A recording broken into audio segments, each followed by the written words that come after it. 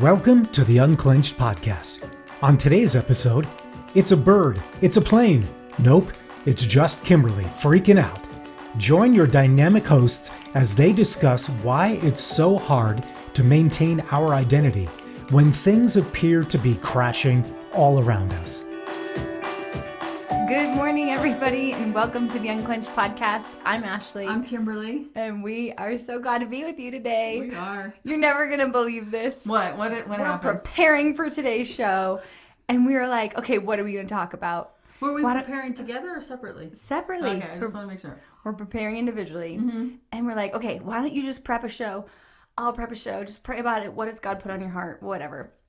And I show up to the studio today, and I was like, oh my gosh, ding, ding, ding, Johnny, as Kimberly always says. Ding, ding, ding, Johnny, you're up. What if we don't tell each other what our show is about and we just start rolling and go with it?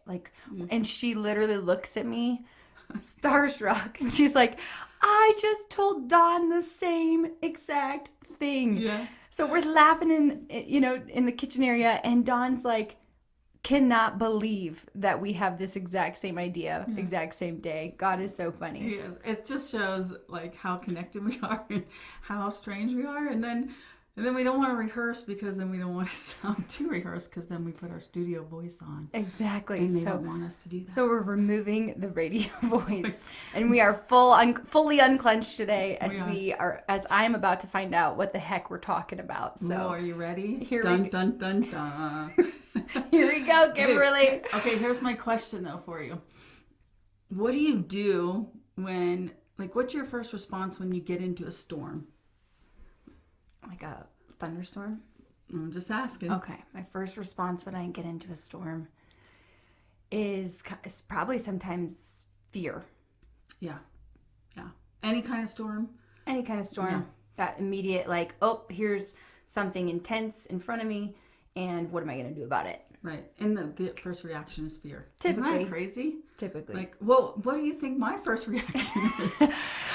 Kimberly's first reaction is fear on steroids, okay? I got better. Fear. We'll just say she's getting better, but I don't know if we want to go into those stories. We're gonna go into one story really fast on a hike.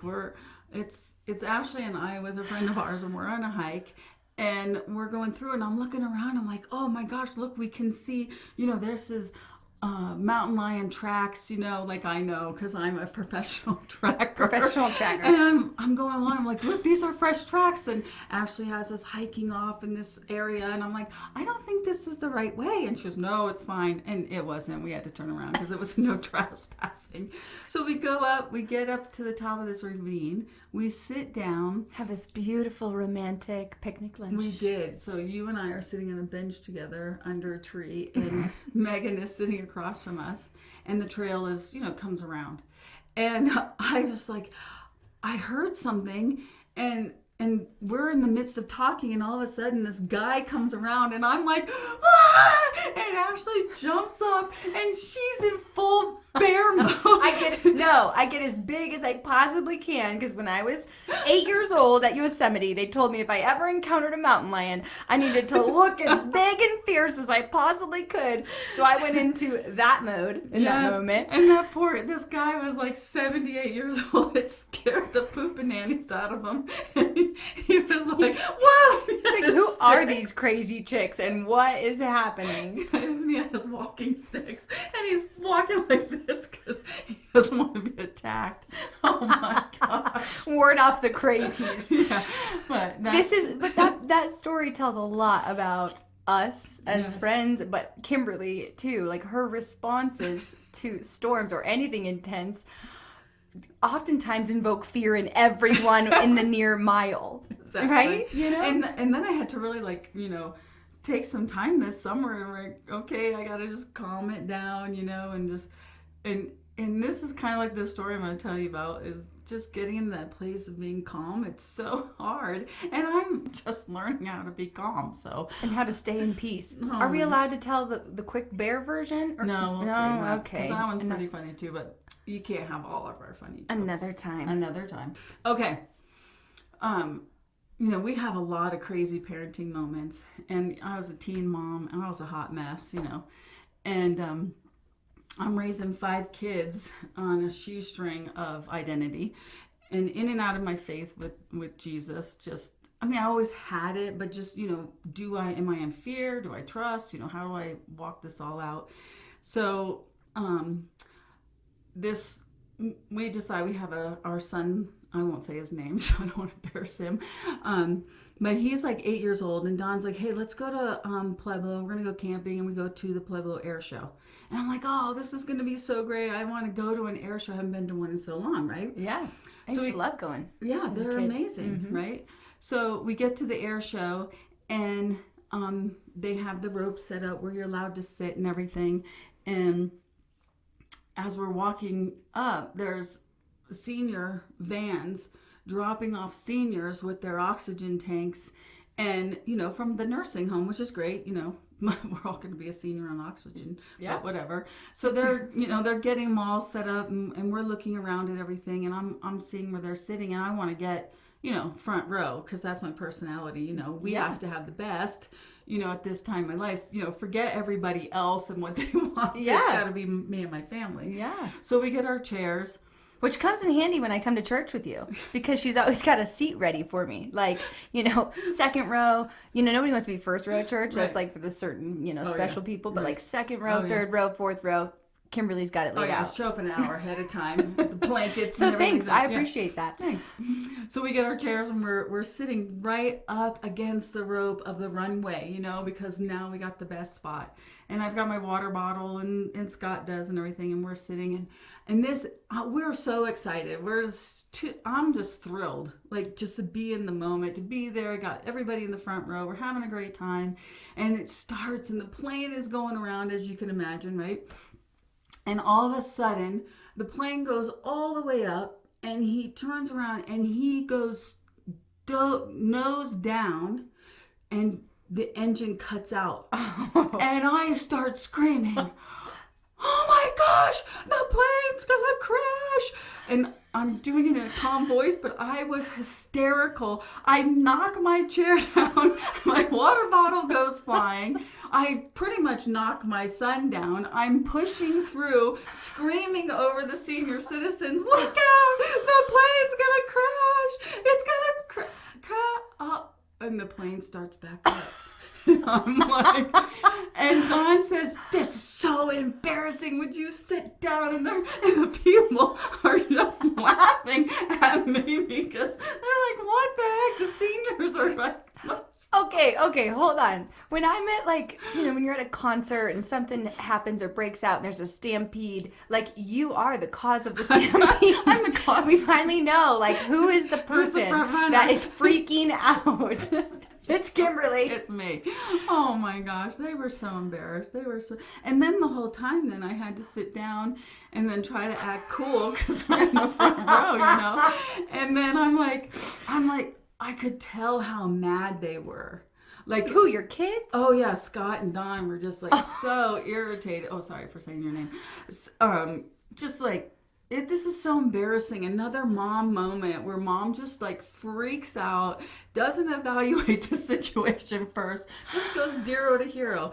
And this has been my whole life. I think I came out. I can attest to this. Yeah, you can. I'm just like, let's go, we're gonna do it. And then I crash really hard. So what does it all mean? What does it all mean, my friend? It's like, this is seriously like my whole life. I'm like, okay, I'm super excited about everything I'm going to do with Jesus, or I'm feeling really great about my identity, and I'm doing good with the kids, and the kids are grown, so I'm doing good with the grandkids, and I'm going along, and everything seems to be really great.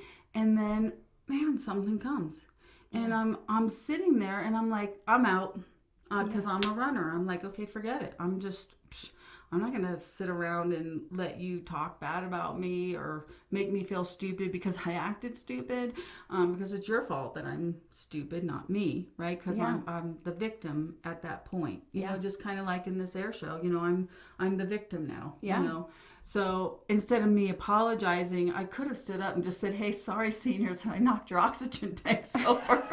Sorry for looking like a fool. Right. And And that's one of the things that I'm like, man, what is it in my life why I can't sustain this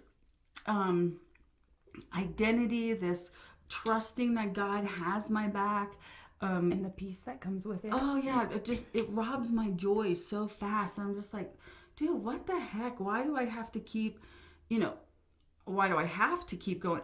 I'm not have to. You're just choosing to. Yeah. And I spent a lot of time going, okay, God, where were you in this? What were you doing? And he's like, I was there. I was offering you some counsel. I was giving you the Holy Spirit. There were some times you could do scriptures. There were times you could have just totally been, like just lay down and worship.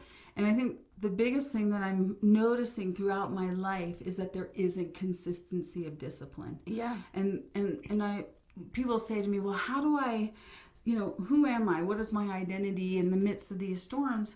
And it really just comes down to the fact that your identity, if it's secure in God or Christ, Jesus, the Holy Spirit, then my focus would stay there. Yeah. Instead of all of a sudden I'm perceiving everything is going to come to a crash. It's going to destroy us and me. I'm going to be killed first. So let's get everybody, get them out of the way so I can save myself. Yeah. And so then I'm going through this self-reliance. Yes. And that is the hardest thing. So can I butt in? Yeah, butt in, because I'm going to flip my page. Those page turning. Dang, God has been just speaking to me a lot about this lately. Just the last month, Kimberly, I've been in like complete fight or flight. Yeah. And I've been just trying to hold it all together and holding on to everything so tightly and just keeping my head above water. My husband's been working his booty off, trying to provide for us. And I just have been trying to hold down the home front. Right. And honestly, it is that picking up that old man where I used to be so self-reliant, so like quick to like pull myself up by my bootstraps, good old Midwest, mentality. Right. I can keep it all together. I can keep it all together. I can keep it all together. Yeah. I'm doing it. All here. And literally I'm walking into the hair salon the other day, trying to maintain this facade of being Superwoman and really not trusting God at all right now. Just in the last month, just not handing things over, being super self-reliant. Right. And my flip-flop hits the edge, of that one of those metal panels. Right. And I go flying through the air looking like a ridiculous Superwoman counterfeit, and I eat it on my face, on my hands.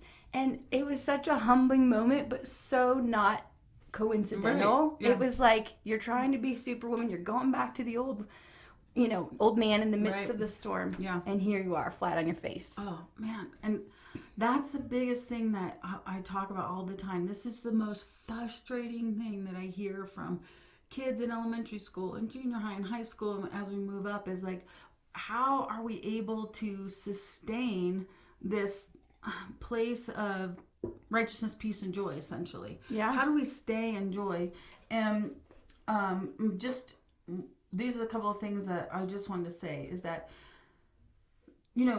God, people, and I don't want to get into a big theological situation here because I'm not into that. My perspective and the way I perceive things is that there are times that God will allow challenges to happen because that way he can see where your heart is. What is your heart posture? How are you handling in this? Are you trusting that everything isn't going to crash and blow up? And then you look back and you go like, oh, holy smokes, why did I freak out? I turned this into some bigger thing than it needed to be. And God's like, yeah, I mean, when are you just gonna trust me? So I'm going to give you some scriptures, up to you to write it down. I'm not going to read it. I'm not even going to reference what they're saying because you get to learn. Dun, dun, dun. Dun, dun, dun. So understanding that God's in control is all I'll say. It is Psalms 24, 1 and 2. And then Isaiah 41:10. Right? Okay. Yeah. I'm just smiling good. And then Psalms 77, 11 and 12. And there is one in Philippians 4:6 somewhere in there. You can look around. So have a look. Have a look and just see. So, have a look in the good old Bible. Yeah. So I know I've already said, I'm going to keep going through my notes. This is something that I just want to share with you, is that, the storms of our life are really a part of God's plan, right? We talked about that. Yeah. And then learning to learning to allow the storm of my life that will turn my heart to God instead of my heart turning to the world to satisfy, some kind of need or some kind of identity. Because when it comes down to it, what I'm learning, and like I said, it's so difficult for me to stay disciplined and consistent. Every day be in the Word, every day be praying, every day connect with somebody and have a word with them that's positive. And I think that is the biggest thing that I have noticed in my life, just like with this plane, that didn't crash. Yeah. That, everything seems like it's exploding around me, and I can't maintain my peace and my calm. One of the things that I've always been taught is that God's not going to give you more than you can handle. Mm-hmm. And I'm still, dude, he must think I'm pretty radical. He must think you're Superwoman. I feel like, what do they say? A scolded dog, man, they'll just beat that dog and they'll just keep coming back. I'm just going to keep coming back, Jesus. Just keep beating it. Yeah. But the thing is, it's not Jesus that is, causing all these issues. It's really my repetitive behavior that is the problem. Totally. I would love to hop in. I just noticed, well, first I'll reference this. I heard once somebody say, I say this a lot. I heard somebody say, are you operating from identity or are you operating for identity? Right. And man, when I heard that phrase, it kind of hit me like a tidal wave, because I think so much of my life, I've been doing so much activity and accomplishing all the things to be seen in a certain way, right, rather than recognizing who God says I am and showing up to the world to be a blessing to others from that place of security and confidence and joy and peace. And what's so crazy is in this last month, as I've been, just like I said, in this fight or flight, I show up somewhere and there's some other moms present, and I left, and I have never felt this before to this degree, but I was grasping at anything, just feeling this sense of why am I so shaken by this interaction and by this nothing even happened. It wasn't this intense thing. I just left feeling empty, and I was ding, ding, ding. I understand. I was looking to be approved of, seen in a certain way, affirmed, because right now I'm so parched and I'm so dry, and I'm again grasping at straws. Totally. And that's so true. It is, because I think what happens is we start looking at the bigger problem and making it bigger than Jesus. The devil and the adversary, everybody's doing this to me. And it's we've taken Jesus and shrunk him down so small because we don't like the outcome that we have seen or that we have lived or that we participated in, or even the way my adult children respond to me now in these past years of me trying to mature and figure out who I am and all of that. That was so much more important to me than what Jesus was saying about me. Yes. Hey, sit back. Let's talk about who you are. Yeah. And what I'm doing with you now. Yeah. And do you know what's so awesome about Kimberly? She sees a lot in advance. And literally the day before I had that interaction with these other moms, again, nothing major, she texts me a statement just reminding me who I am. Yeah. And I was like, dang, God, you're so fun. You know exactly what we need when we need it. So I'm just grateful for you. That's why we got to have, you're welcome. That's why we have to have really good people in our lives, people that we trust. Who will remind us who we are. Yeah, and you'll fight for each other. So, okay, so the question then is, so what's your reaction? By the way, this surprise topic is really fun. Great choice, friend. Thanks. I talked to Jesus about it. He said, do that one. So now how will you respond in the storm? I love what you said about we make God really small. But the truth is, the bigger the storm, the bigger our God has to be for us. That's a great topic. Thanks for bringing it up today, friend. You're welcome. Very pertinent to where I'm at right now, and I'm sure many people are. Yeah. All of us really, identity is huge. Yeah. And so I really hope you enjoyed this episode. You got a kick out of my, the plane, it's going to crash. I love it. That's from Fantasy Island. The plane. Little does the audience know I've got like 20 more stories similar. But we'll another just time. Get to that. Thanks again for joining us here on Unclenched. This has been Unclenched with Ashley and Kimberly. Thank you for joining us. Be sure to tune in next week for another new episode of the Unclenched podcast.